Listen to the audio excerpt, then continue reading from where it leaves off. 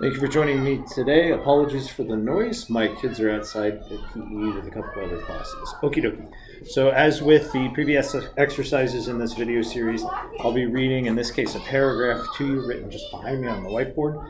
Embedded within the paragraph are errors related to punctuation, in some cases syntax, verb tense, of course, how should I say? Oh, spelling as well. So just be on the lookout for those. I'm going to read it to you, step away, pause the video, ask that you reread it, make any and all corrections that you can independently, and then resume when you feel that you're ready to go so that we can correct together, see if your corrections align with my own. And with that, let's go ahead and get started. All right, this is a part of our morning journal. You happening upon and cup ambrosia and help yourself to it. Become immortal. Next paragraph, this is an indentation, As punishment for your violation, Zeus condemn you to life in which every sentences you uttering must follow the rhythm of Baby Shark. Tell your story. All right, I'll go ahead and step away. Go ahead and pause the video. Make your corrections and resume. All right, I am moving and talking, so you resume the video. All right, so looking to see, beginning of the sentence, we have a capital letter. So you happening upon, this should be happen. We're not going to use the gerund of happen. So you happen upon, and cup. Remember the rule for these general articles are such that the next word, or the word preceding the article, if it starts with a consonant, you do not use an, instead you would use a. So you happen upon a cup of ambrosia, nectar of the gods. So again, you happen upon a cup of ambrosia. Again, you would only use an if the word preceding it begins with a vowel. And helped yourself. Here again, we have this general article "and," which is not fitting for the situation. Here I've got one clause that I'd like to join with another.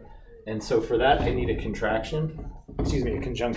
So I'm going to use "and" rather than "and." So you happened upon a cup of ambrosia and helped yourself to it.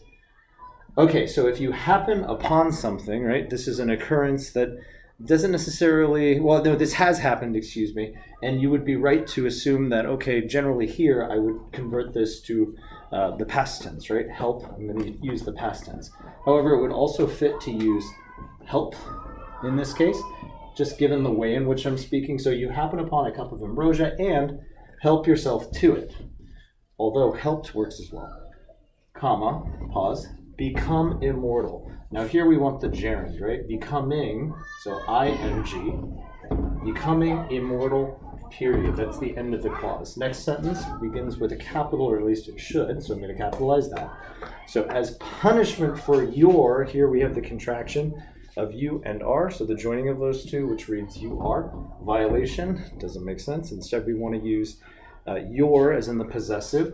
So for your, right, those are your actions. You own those. Y-O-U-R.